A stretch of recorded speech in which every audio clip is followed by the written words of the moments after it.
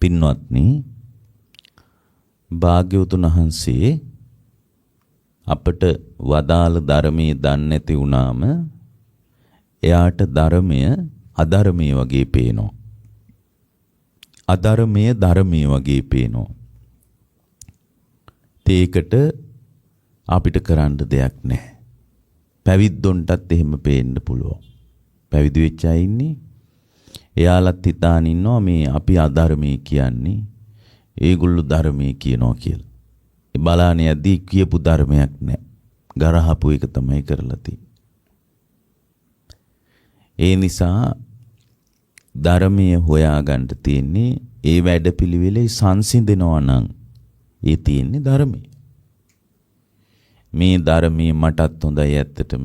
මං හිටියට වඩා ගොඩාක් සංසිඳිලා. අනේ හිටියට වඩා මගේ සිත සැහැල්ලුයි. කලින් වගේ කෙලෙස් ඕලාරිකව මා තුල හටගන්නේ නැහැ. රාග ద్వේෂ මෝහයන්ගේ සංසිඳීමක් තියෙනවා. බුදුරජාණන් වහන්සේ වදාළ චතුරාර්ය සත්‍යයෙන් මට දැන් ලෝකේ පේනවා වගේ නම් ඒක ධර්මයේ තමයි. ඒක ධර්මයේ. එතකොට මේ ධර්මයේ තුල ශක්තිමත් වෙනවා නම් ධර්මයේ තුල තියුණු ආකාරයෙන් යම් කෙනෙක් නැගී සිටිනවා නම් පින්වත්නි, ඒ ධර්මයේ තුලින් නැගිටින කෙනා අසත්පුරුෂයෙක් වගේ ලෝකෙට පේන්න පුළුවන්. ඉතින් ඒකට අපිට කරන්න දෙයක් නැහැ. දැන් උදාහරණයක් විදියට ධර්මයේ තුල වාසය කරන කෙනාට වටිනාකම් අඩුවෙන් පේන්නේ. ගොඩාක් වටිනාකම් අඩු වෙනවා. ධර්මයේ තුල ඉන්නකොට අර කලින් දරුවන්ට දුන්න වටිනාකම එච්චර නැහැ. ඒ වුණාට දරුවන්ගේ යුතුයකම් ටික කරනවා. බිරිඳට ස්වාමියාට උනත් කලින් දුන්න තරම් වටිනාකමක් නැහැ. එයාගේ ජීවිතේ බුදුරජාණන් වහන්සේ වෙනුවෙන් ඉඩක් වෙන් වෙනවා. ධර්මයේ වෙනුවෙන් ඉඩක් වෙන් වෙනවා. ප්‍රතිපත්තිය වෙනුවෙන් ඉඩක් වෙන් වෙනවා. නිවන් මඟ වෙනුවෙන් යා තුල ඉඩක් වෙන් වෙනවා. එහෙම ඉඩක් වෙන් වුණාම බුදුරජාණන් වෙනුවෙන් ධර්මයේ වෙනුවෙන් සංඝයා වෙනුවෙන් මාර්ගයේ වෙනුවෙන් ප්‍රතිපත්තිය වෙනුවෙන් තමා තුල ඉඩක් වෙන් වුණාම තමා තුල හිම ඉඩක් වෙන් වුණාම අර වෙන දේවල් වලට එයා තුල දුන්න වටිනාකම ක්‍රමක්‍රමයෙන් කඩාගෙන වැටෙනවා. ඉතින් කඩාගෙන වැටෙනවා කියන්නේ අසත්පුරුෂයි වගේ ලෝකයා හිතයි. එයා ඒ සාමාන්‍ය ලෝකේ හිතන විදියට එකඟ නැහැනේ. සාමාන්‍ය ලෝකේ හිතන විදියට එයා එකතු නැහැ. එතකොට ලෝකයට හිතෙන්න පුළුවන් මහා සත්පුරුෂ කෙනෙක්, ආත්මාර්ථකාමී කෙනෙක් වගේ හිතෙන්න පුළුවන්.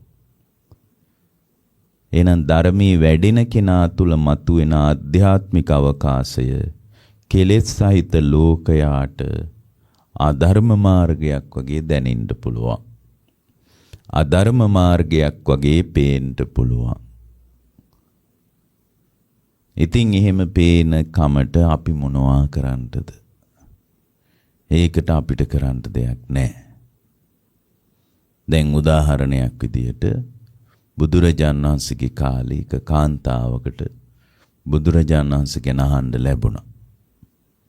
එක බැමිණියක්. එයා බමුණු කිව්වම බොහොම ධනවත් අය.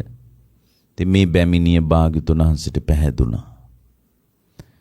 එයාට නිකන් කරන්ට් එක වැදුනා වගේ වෙනසක් වුණා එයාගේ ජීවිතේ. එයාගේ ජීවිතේ සම්පූර්ණයෙන්ම උඩු යටි කුරු වුණා. ඉතින් එයාගේ ජීවිතේ සම්පූර්ණයෙන් උඩු යටි කුරු වෙලා එයා කල්පනා කළා. අහෝ මේ වගේ ධර්මයක්. මාව සංසිඳුවන ධර්මයක්. මාව නිවාසනහාලන ධර්මයක්. අනේ අපිට මෙහෙම ධර්මයක් කලින් හම්බෙලා නැහෙනි. මේ වගේ ධර්මයක් බොහොම කාලෙකින් හම්බ වුණේ. මේ වගේ ධර්මයක් මත ශක්තිමත් වෙන්න ලැබුණේ මහ විශාල කුසලතාවයට නේ කියලා එයාගේ සිතේ වෙන කවර දෙයකටත් වඩා බුදුරජාණන් වහන්සේට වෙන් වුණා හිතේ ඉඩක්. එයා ඒ ඉඩ පරිස්සම් කරගත්තා. කාලයක් යනකොට එයාට බුදුරජාණන් වහන්සේව සිහි වෙන්න පටන් ගත්තා. හැම වෙලාවකම සිහි වෙන්න පටන් ගත්තා. එයාට පුංචි කරදරයක් වුණත් එයා සිහි කළේ බුදුරජාණන් වහන්සේව. අපි පුංචි කරදරයක් වුණොත් අපි සිහි කරගන්නේ අපේ කේන්දරේ. ඒ රාෂ්ටක ග්‍රහාපල ඕවා තමයි අපිට සිහි වෙන්නේ. ඇයි බුදුරජාණන් වහන්සේට ඉඩ වෙන් වෙලා නැති වුණාම එයාට දැනින්නේ, එයාට තේරෙන්නේ, එයාට වැටහෙන්නේ කේන්දරේ නැකතයි දේවාලයි ඒ රාෂ්ටකයි සෙනසුරුයි ඔය ටික තමයි. ඒවට වටිනාකමක් යන්නේ වැඩියෙන් බුදුරජාණන් වහන්සේට හිත ඉඩ වෙන් වෙලා නැතිකමට.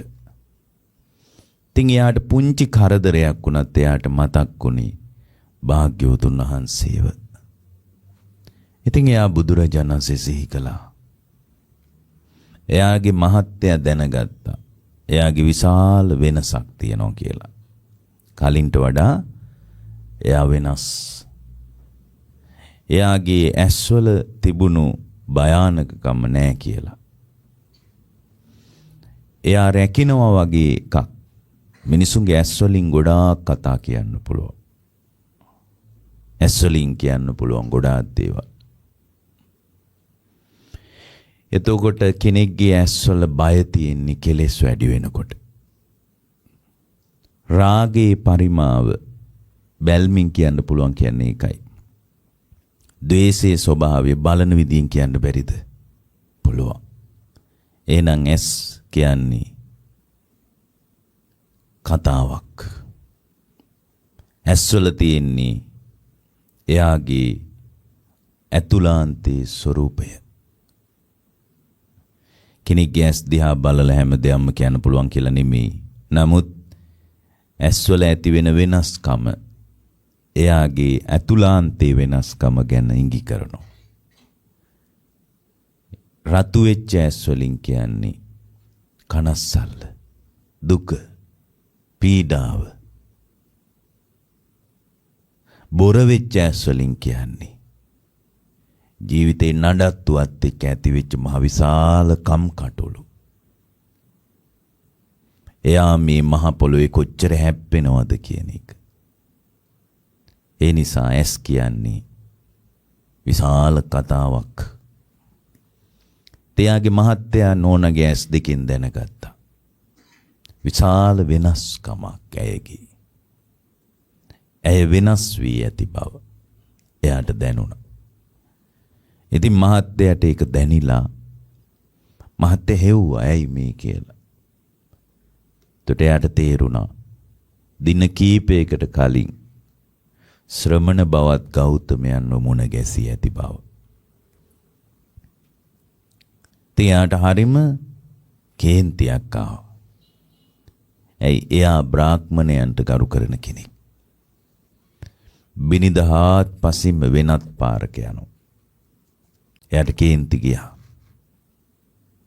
එයා කිව්වා වහාම වෙනස් වෙන්න කියලා. නමුත් ඇය වෙනස් වෙන්න කැමති වුණේ නැහැ.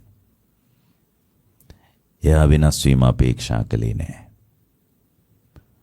ඔහු දරදඬුව කිව්වා. ඒත් ඇය වෙනස් වෙන්න කැමති වුණේ නැහැ. ඔහු අඩි හප්පලා කිව්වා.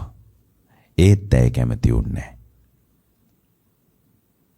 ජීවිතේ මොන විදිහේ තත්ත්වයක් වුණත් බුදුරජාණන් වහන්සේට වෙන් කරපු ඉඩ අයින් කරගන්නේ නැහැ කියලා ඇය බරපතල සිතක් උපදවා ගත්තා.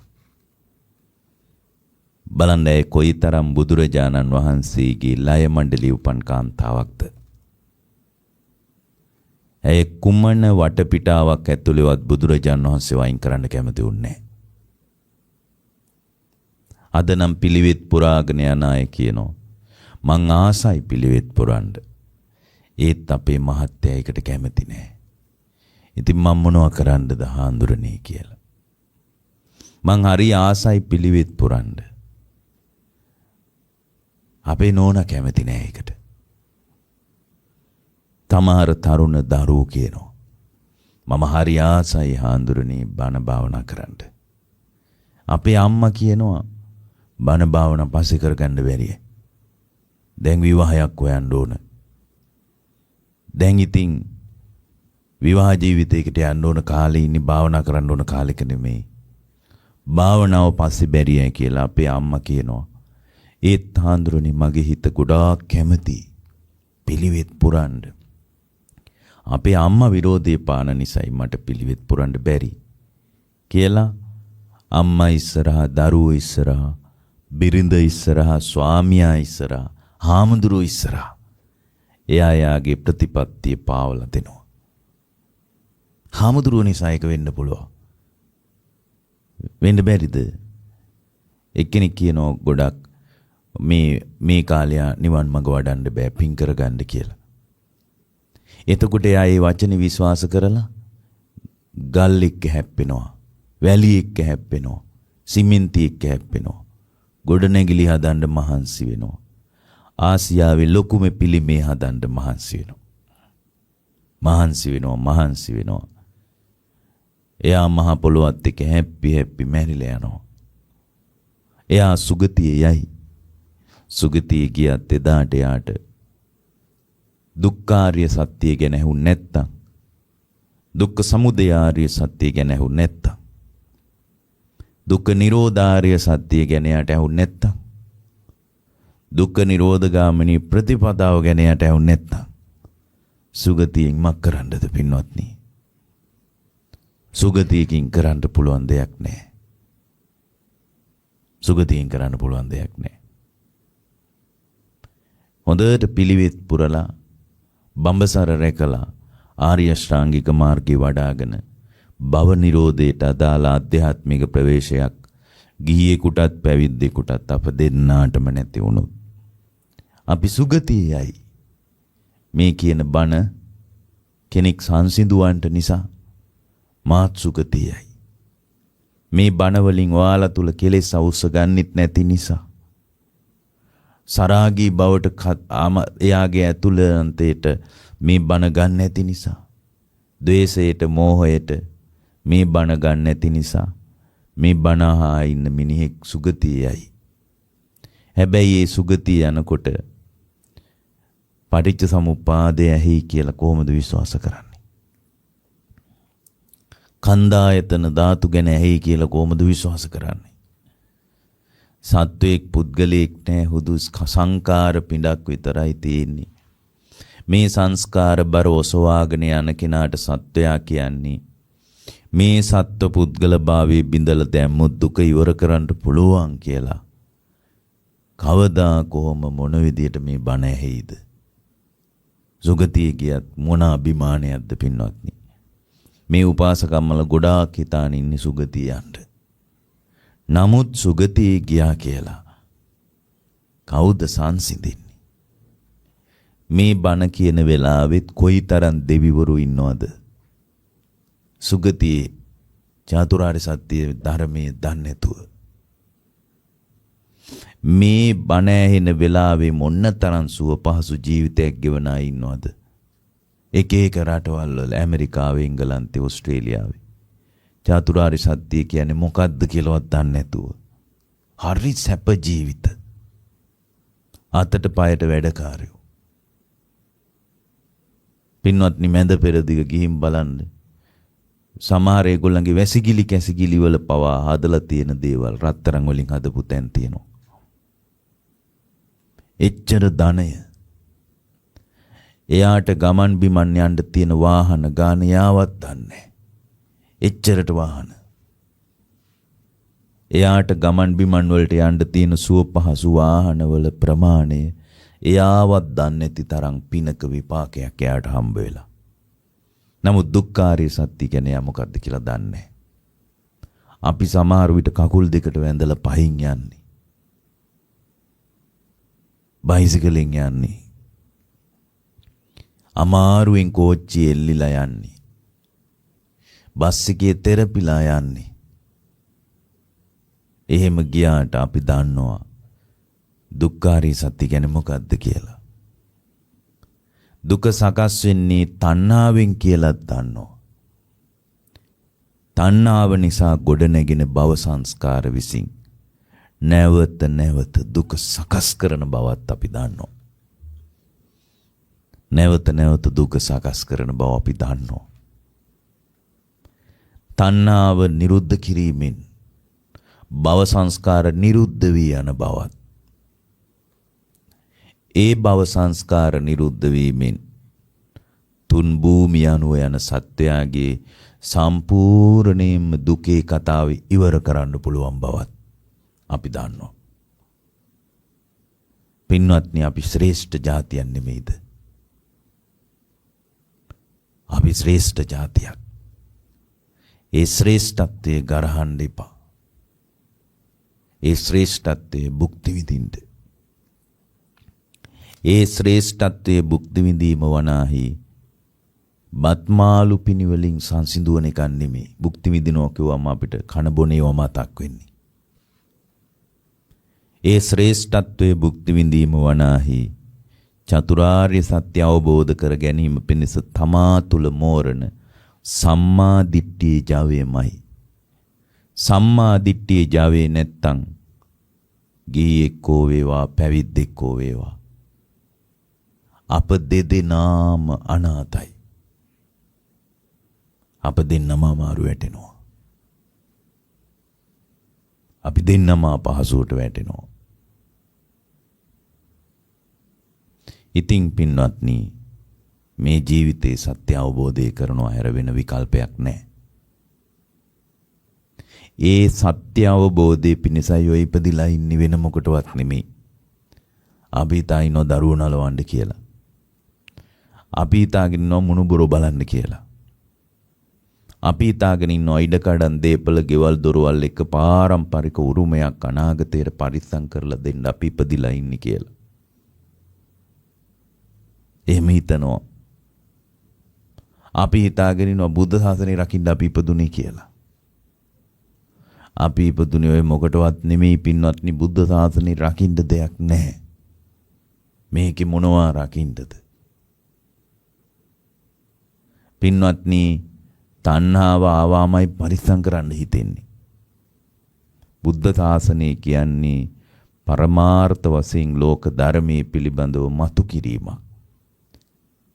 ඒ මතු කිරීම භාග්‍යවතුන් වහන්සේ හොඳට පැහැදිලි කරලා දේශනා කරලා තියෙන්නේ.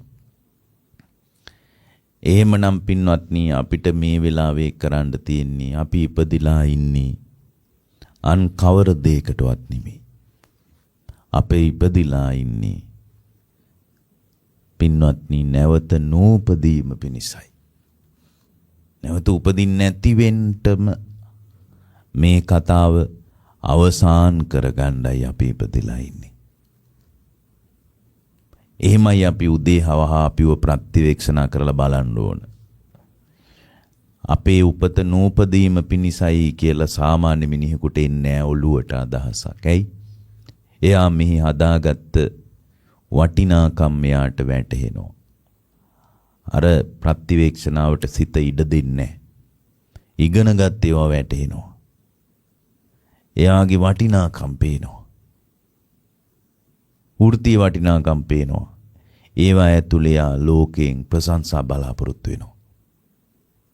එයා හිතා ඉන්නවා ලෝකයට ගරු කරන්න ඕන. එයා හිතාගෙන ඉන්නවා ලෝකයා ඉස්සරහ හිස නමන්න ඕන. එයා හිතාගෙන ඉන්නවා ලෝකෙ මෙයා කියන ඒවා අහන්න ඕන කියලා. පින්වත්නි, ලෝකේ පාලනය කරන්න පුළුවන් කියන ආත්ම දෘෂ්ටිය ඇතුලේ වාසය කරනකන් ඔය ටික හිතෙන්නේ.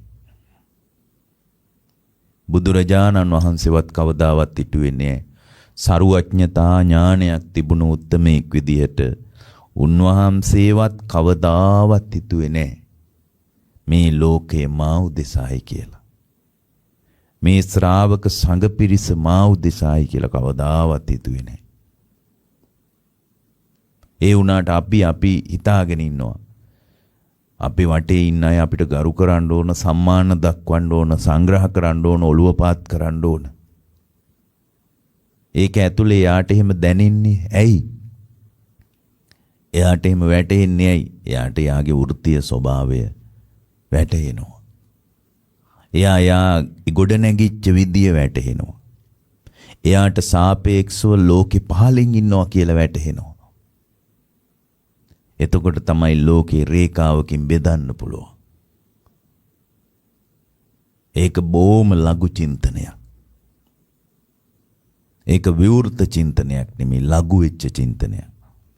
ලඝු චින්තකයෙකුට සත්‍ය අවබෝධය කරා යන්න බෑ. කවදාවත්ම එහෙම ලඝු චින්තනයක් තියෙන තැනක සත්‍ය අවබෝධය කරා යන්න බෑ. ඒක අපි හොඳට දැනගන්න ඕන. විවෘත චින්තකයෙකුට විතරයි සත්‍ය අවබෝධය කරා යන්න පුළුවන්. අපිට ගරු සම්මාන ලෝකයා දැක්වේ නැත්තම් ඒක අපි හිතන්නේ අපිට වෙච්ච මදි පුංචිකමක් කියලා. අපිට වෙන ලොකුම මදි පුංචිකම තමයි ඕම මැරිලා නිරේට යන්න වෙන එක. එච්චර මදි පුංචිකමක් තියනවාද? අපි හිතනවා අපි දිහා hina වෙලා ඔළුව පාත් කරලා කතා නොකළොත් ඒක අපිට වෙච්ච මහ විශාල මදි පුංචිකම. ඒක ඇතුලේ අතීත සංස්කාර අනුවත් අපේ සිත හැසිරෙනවා. කොහොමද? ඒ කාලේ මිනිස්සු අපිට ඔළුව පාත් කරගෙන හිටියේ. ඒ කාලේ අපේ ගෙවල් ඉස්සරහින් කපුටෙක් වති ගිල්ල යන්නේ අපි එමෙ හිටියේ જાතියක්. දැන් බලන්න එපා අය වටේ පිටේ ඉන්න අය කියලා අතීතයේ අනුව පවත්වමින් සිත එයා දැන් ඉන්න මට්ටම ගැන සහ එයාට ලෝකේ දැන් කරන දේවල් ගැන පුද්ගල භාවයකින් සිත වික්ෂිප්තව හැසිරෙන්න ගන්නවා. එහෙම සිත වික්ෂිප්තව හැසිරෙනකොට තමන්ගේ ආත්ම දෘෂ්ටියමයි එන්නේ.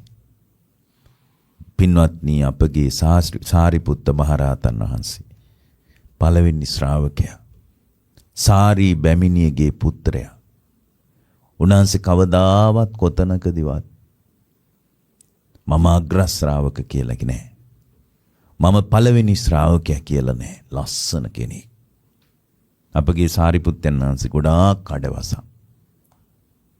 උන්වහන්සේට ඒ කාලේ පිරිස කතා කළේ ඇහැල මලේ පෙත්තේ පැහැයින් බබලන මුනිවරයා කියලා. එච්චර ලස්සනයි. එහෙමයි කතා කරේ. කහා පාට ශරීරයක් තිබිලා තියෙන. ඇහැල මල් වගේ. ඇහැල මලේ පෙති වගේ උන්වහන්සේගේ සම. එච්චරට ලස්සනයි.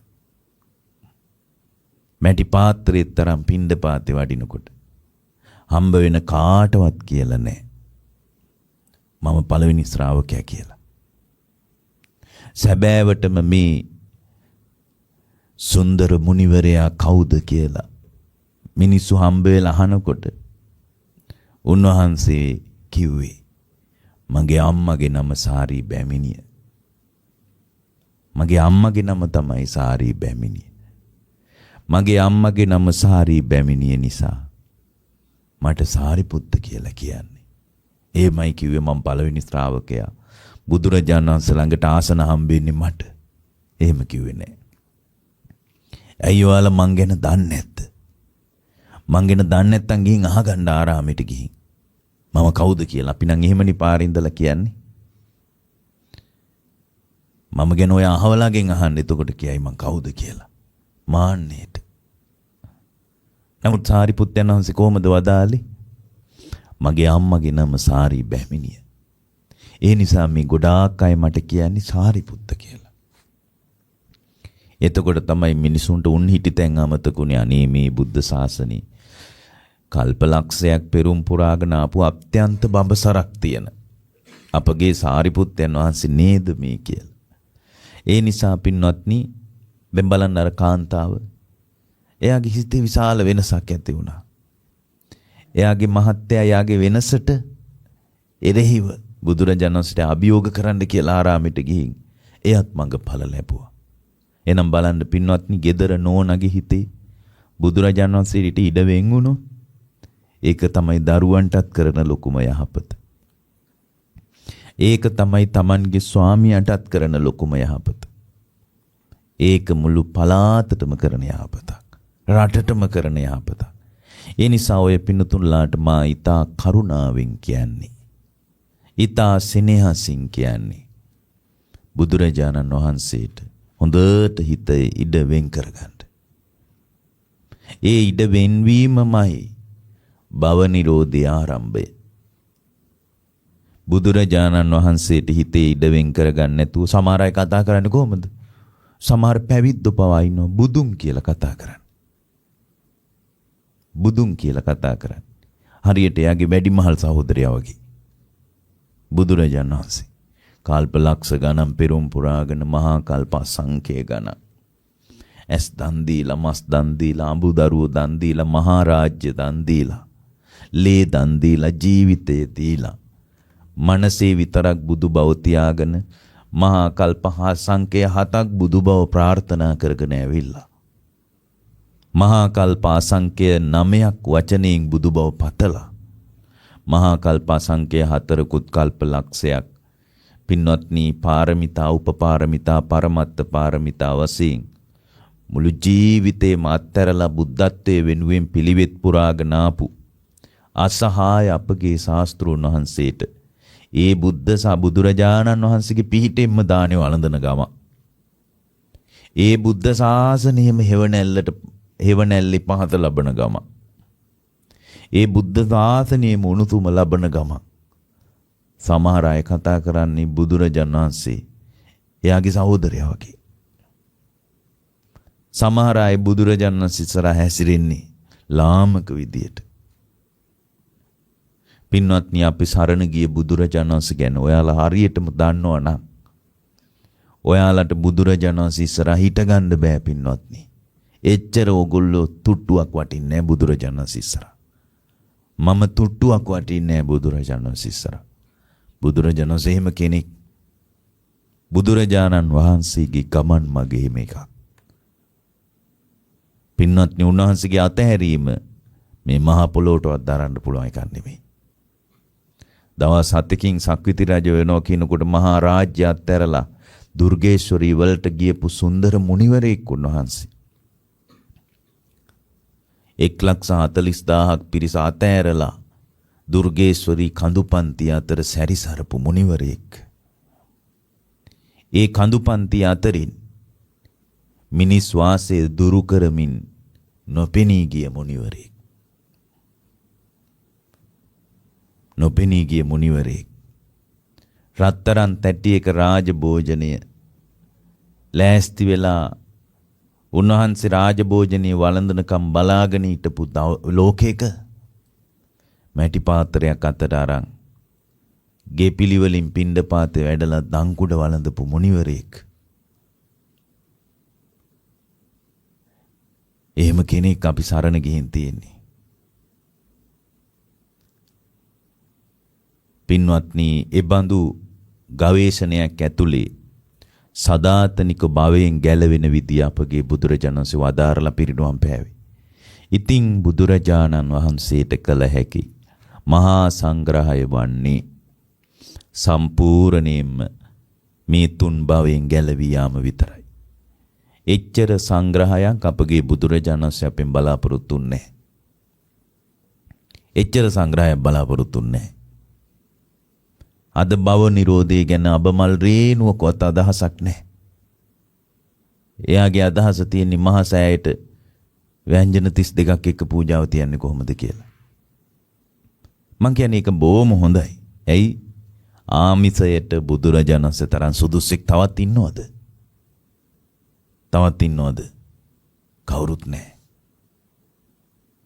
දැන් අමුතු රැල්ලක් හැදිලා තිනු දැන් මහා සෑය ළඟ පවා බුදුරජාණන් වහන්සේට පූජා කරන එකට තට්ටු කරන්න බලාන ඉන්නවා දැන් වටේට. ගිහියොත් ඉන්නවා, පැවිද්දොත් ඉන්නවා. මේ අපගේ බුදුරජාණන් වහන්සේට පූජා කරන දානි පාත්‍රයට විදින්න පිරිසක් ඉන්නවා බලාගෙන. මේ දැන් අලුතෙන් හැදිලා තියෙන්නේ. මේ සමහර උපාසකම්මලා ඉන්නවා. පූජා කරපු ගමන් එයාගේ ඔළුවට එන්නේ මේක කොහොමද මගේ බෑගයට දාගන්නේ කියලා. පින්වත්නි, දැන් මම මේ මෑත කාලේ දැක්ක දෙයක් හරිම අභාග්‍යයක් ඒක. ලස්සනට ශ්‍රද්ධාවන්ත මිනිස්සු භාග්‍යවතුන් වහන්සේ වෙනුවෙන් පූජාව තියපු ගමම්ම මේසෙට තියපු ගමම්ම බුද්ධාසනයට තියපු ගමම්ම පින්වත්නි එයා පූජාව කරන්නත් කලින් මේ උපාසකම්මල මේක මට ඕන ඉවර වුණාම මේක මං ගන්නම් මේ අපි පූජාව තියලත් නෑ තව පූජාව තියලත් නෑ ඒ වගේ ඒ වුණාට මේ සීල් ගන්න බණානායලු බුදුරජාණන් වහන්සේගේ බුද්ධ පාත්‍රයට විදින්න මලු අල්ලගෙන දැන් උපාසකම්මල සෑය වටේ ඉන්නවා පිරිසක්. ඒ කියන්නේ බුදුරජාණන් වහන්සේගේ බුද්ධ පාත්‍රයටත් අට්ටු කරන්න බලාගෙන ඉන්න සමාජයක් දැන් තියෙන්නේ. සමහර පැවිදි අය ඉන්නවා. භාග්‍යවතුන් වහන්සේට මේ ශ්‍රද්ධාවෙන් මිනිස්සු මාස ගාණක් පිළිවෙත් පුරපුරා ආදන බුද්ධ පූජාව. සිවුරු පිරිකර ටික පූජා කරලා අනිත් පැත්ත හැරෙනකොට එයා උස්සගෙන ගිහින් ඉවරයි. පින්වත්නි බලන්න බුදුරජාණන් වහන්සේගේ බුද්ධ පූජාවටත් අට්ටු කරන මට්ටමට අපි කඩා වැටිලා ඉවරයි. පින්වත්නි ඒකට නම් ඉඩ දෙන්න එපා. අපි මේ කෙලෙස් සහිත කිසිම සතෙක් ඉඳුල් කරන්න එපා කියලා හිතාගෙන බුද්ධ පූජාව අරන් ආවට පස්සේ හිස් මලු තියාගෙන උපාසක ඒගොල්ලෝ ගින් තින්නේ සෑය වන්දනා කරන්න නෙමෙයි. දැන් ගොඩාක් අය එකට ලෑස්ති. මන් දන්නේ ඒක කොහොමද හැදිලා තියෙන්නේ කියලා. ලස්සනට කිරිහාර ටික බුද්ධාසනේ පූජා කළාම එයාගේ ඔළුවට එනවා කජු ටික අහුල ගන්න ඕන මම. අපේ මුණුබුරාට. ඒ ලස්සනට අපේ අය ලෑස්ති කරනවනේ. උඩීම තියෙන කජු ටික නම් හොඳයි අපේ ගෙදර පොඩි එකාට කියලා මේ මිනිස්සු පූජාව තියන්නත් කලින් එයා සිතුවිලි උපද්දවල ඉවරයි මේ ටික අපගේ මුණුබුරාටයි කියලා. පින්වත්නි බුද්ධ පූජාවට නම් විදින්න ලෑස්ති වෙන්න එපා. එහෙම වුණොත් යන තැනත් හිතා ගන්න බැරි වෙයි. ඒ කියන්නේ බුද්ධාසනයේදී එහෙම හිතන්න එපා. මොකද මේවා අහනවා ගොඩාක් බෞද්ධ අය. පින්වත්නි මේ බුදුරජාණන් වහන්සේට බුද්ධ පූජාව කියන්නේ මහ පුදුම දෙයක්. ඒක මුළු ජාතියකට යහපතක්.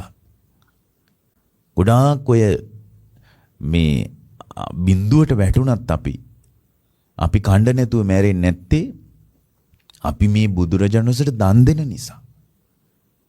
ලෝකෙම කඩාගෙන වැටුණත් අපි වැටෙන්නේ නැහැ.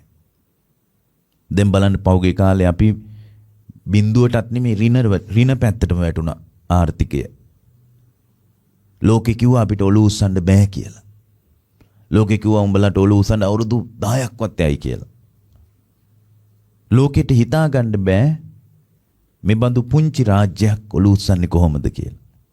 අපිට හිතෙන්නේ මේ පාලකයන්ගේම සස්ත්‍රීකත්වය කියලා හිතුවට පින්වත්නි මේ භාග්‍යතුන් වහන්සේගේ ආනුභාවය මෙහෙම දන් දෙන જાතියකට මොකාකෝ පරණ කර්මයකට වැටෙන්න පුළුවන්.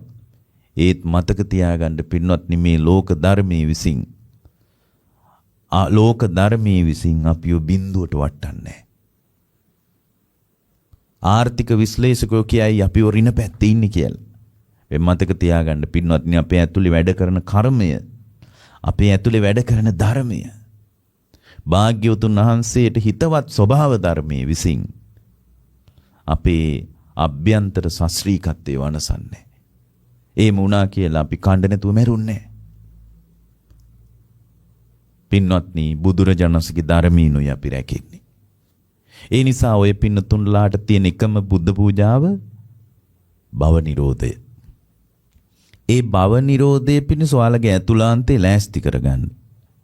ඒකට තියෙන එකම දේ තමයි බුදුරජාණන් වහන්සේ වදාලා මේ භවය නිරුද්ධ කරනවා නම් ඒ පුද්ගලයාට තියෙන්න ඕන දෙයක් බුදුරජාණන් වහන්සේ වදාලා.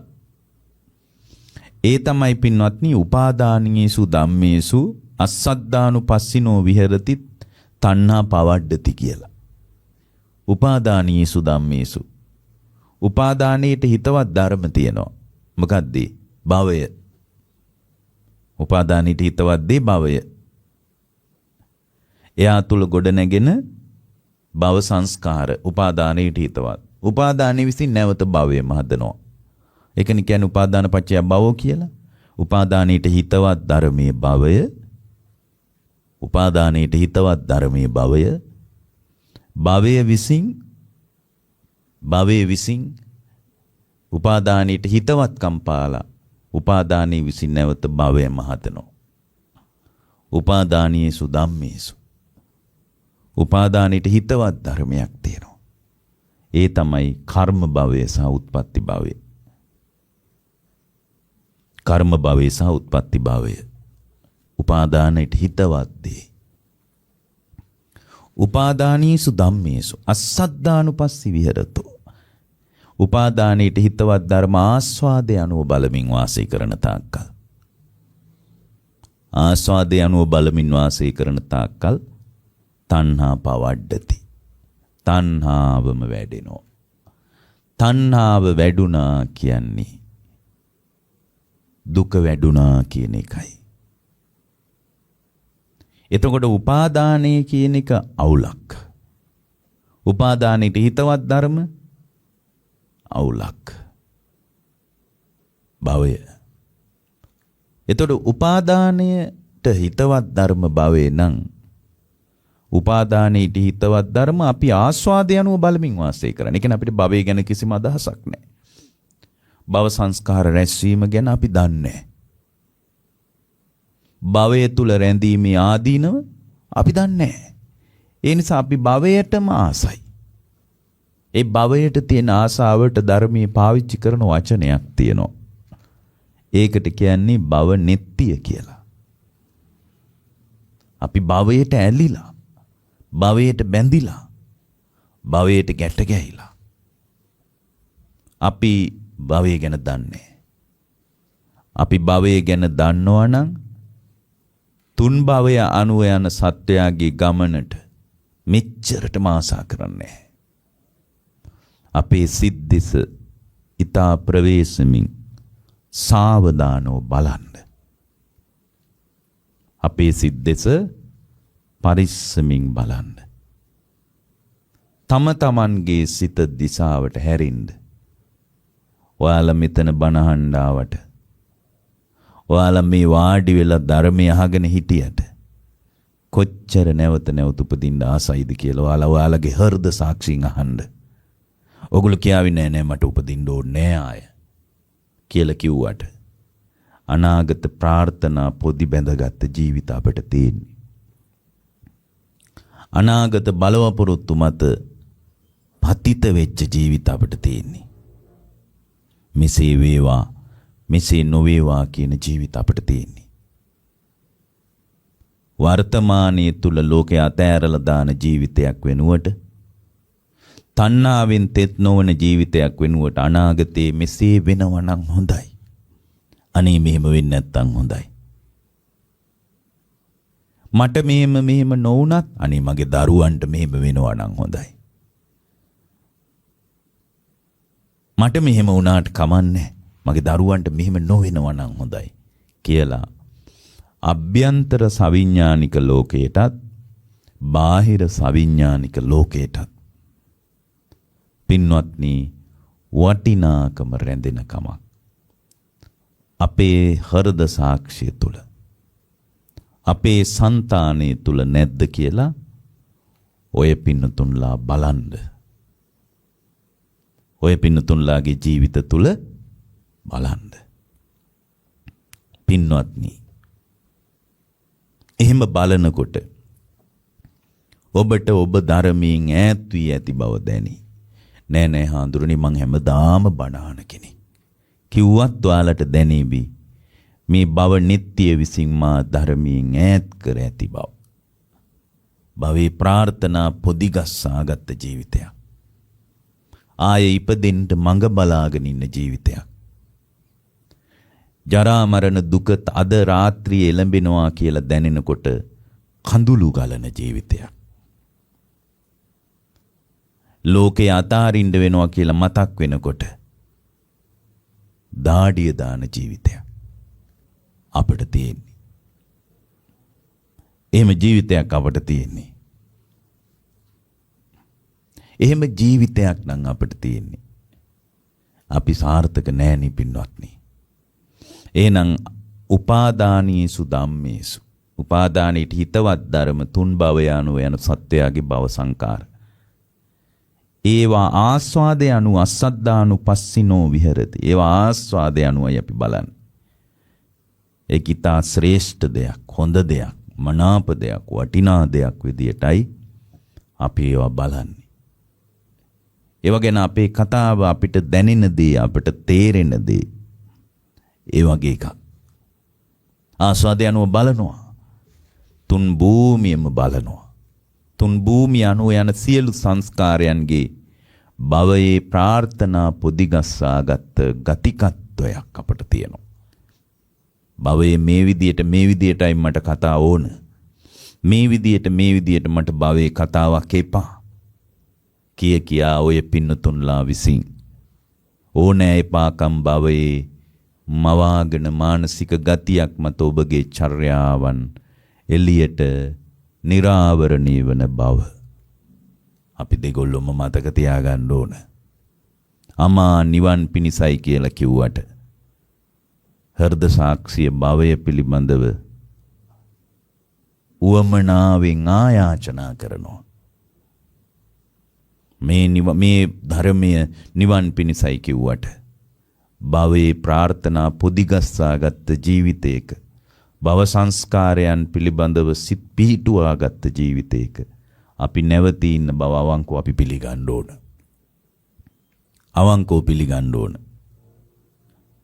ඒක අපේ ඇත්ත කතාවක්. මේ නිවන ගැන අහන උපාසකම්මලා ඉන්නෝ අපෙන්. නිවන ගැන ටිකක් දුරට ආගෙන ගිහින් එයාගේ හෘද සාක්ෂියටම කිට්ටු වෙලා ඇහුවොත් එයාට තවත් භවයේ රැඳෙන්න උවමනාවක් නැම කියලා අපිට කියන්න බෑ. එයාට දෙවිවරු අතර උපදින එක ගැන අදහසක් නැම කියලා අපිට කියන්න බෑ. හෘද සාක්ෂිය කතාව.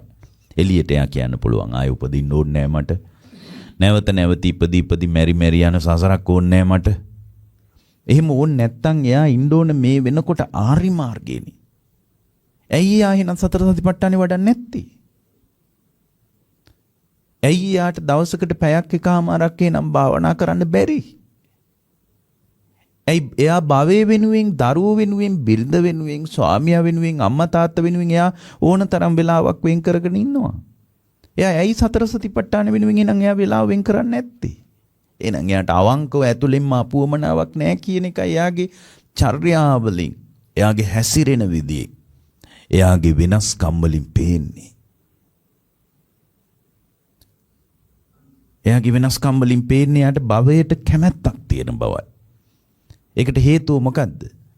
උපාදානයේට හිතවත් ධර්මය ආස්වාදය අනුව බලමින් වාසය කරන එකයි. ඒක ඇතුලේ යාට උරුම වුණේ තණ්හා පවඩ්ඩති. තණ්හාව වැඩෙන එකමයි, වෙන එකක් නෙමෙයි. හොඳයි, දැන් අපිට භව නිරෝධයේ පිණිස මොකද්ද කරන්න ඕන? පොඩි වෙනස්කම් ටිකක් විතරයි හදාගන්න ඕන. පුංචි වෙනස්කම් ටිකකින් අපට පුළුවන් සම්පූර්ණයෙන් අපේ ගමන අනිත් පැත්තට හරව ගන්න. බුද්ධ ශාසනයක් ඉස්සරහත් ඒක කරගන්න බැරි නම් ආයේ කොහෙද ඒක කරගන්නේ? පින්වත්නි, මතක තියාගන්න, ඒක ආයේ කොහෙවත් කරන්න බෑ. එහෙනම් අපි මොකද්ද කරන්න ඕන? උපාදානීසු ධම්මේසු උපාදානීට හිතවත් ධර්ම තියෙනවා. තුන් භවය අනුව යන සංකාර. ඒවා ආස්වාදය අනුව බලමින් වාසය කළොත් නේ අවුල. ආදීනව අනුව බලන්න. ආදීනවානුපස්සී විහරණයෙන් බලන්න. තුන් භවය අනුව යන්නේක දුක්ඛාරිය සත්‍යයෙන්ම විමසන්න. තුන් භවය අනුව යන්නේක දුක්ඛාරිය සත්‍යයෙන් විමසලා තුන් භවය අනුව යන සත්වයාට ජවය ගන්න සංස්කාර ටික දුක්ඛ සමුදය ආර්ය සත්‍යයෙන් විමසන්න. තුන් භවය අනුව යන සත්වයාගේ සංස්කාර නිරුද්ධ වීමෙන් තුන් භවයේ නිරුද්ධ වී යන ආකාරයේ භව නිරෝධයද විමසා බලන්න. ඒ විමසා බැලීම වනාහි එයා තුල මතුවෙච්ච සම්මා දිට්ඨියයි. ඒ සම්මා දිට්ඨිකත්වයේ විසින්, ඒ දිට්ඨි සම්පන්න ශ්‍රාවකත්වයේ විසින් ඒ දිට්ඨි සම්පන්න ශ්‍රාවකයා තුල දිට්ඨි සම්පන්නකම තුල එයාට මොකද්ද වෙන්නේ? එයා තුල පින්වත්නි භව නිරෝධයට අවකාශය ලැබෙනවා. එයාට තුන් භවය අනුව යන එයා තුල රැස්වන සංස්කාරات එයාට ආදීනව සහිත බව දැනෙනවා. විපරිණාමයට පත් වෙන බව දැනෙනවා. අනිත්‍ය වී යන බව දැනෙනවා. ඒවා තුල මම පදිංචි වෙලා ඉන්න මට පුළුවන්කමක් නැහැ කියලා එයාට දැනෙනවා. මගේ වසඟේ පවත්වන්න බෑ කියලා එයාට දැනෙනවා. මට ඕන විදියට බලපෑම් කරන්න බෑ කියලා දැනෙනවා. මෙන්න මේ දැනුවත්කම විපරිණාමාර්ථය අඤ්ඤතා භාවී බව අනිත්‍යතාවය යම් කෙනෙක් දකිනවා නම් අඳුනා ගන්නවා නම් තේරුම් ගන්නවා නම් මේ තේරුම් ගැනීමට අදාළ සමස්ත පරිච්ඡේදයට අපි කියන්නේ ආදීනවානුපස්සී විහරණය. ආසාදානුපස්සී විහරණය නෙමෙයි. එයාට තියෙන ආදීනවානුපස්සී විහරණය. ඒ ආස්වාදයේ වෙනුවට එතන ආදීනවානුපස්සී විහරණය මතුවෙච්ච ගමන්ම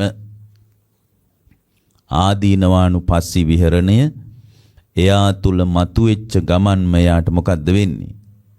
එයාට වෙන්නේ තණ්හාවේ වැඩිම නැවතී තණ්හාවේ නිරෝධය තුල සාක්ෂාත් වෙනවා. බලන්න පින්වත්නි, සසර පැනවෙන්නේ උපාදානීසු ධම්මේසු අස්සද්ධානුපස්සිනෝ විහෙරති තණ්හා පවඩ්ඩති. උපාදානයේට හිතවත් ධර්ම භවයත් භව සංස්කාරත් ආස්වාදයේ අනුව බලමින් වාසය කරන තාක්කල් තණ්හාව වැඩෙනවා. එයාට තියෙන පොඩි වෙනස්කමක් හදාගන්න. මොකද්ද? උපාදානීසු ධම්මේසු උපාදානයේට හිතවත් ධර්ම මොනවද?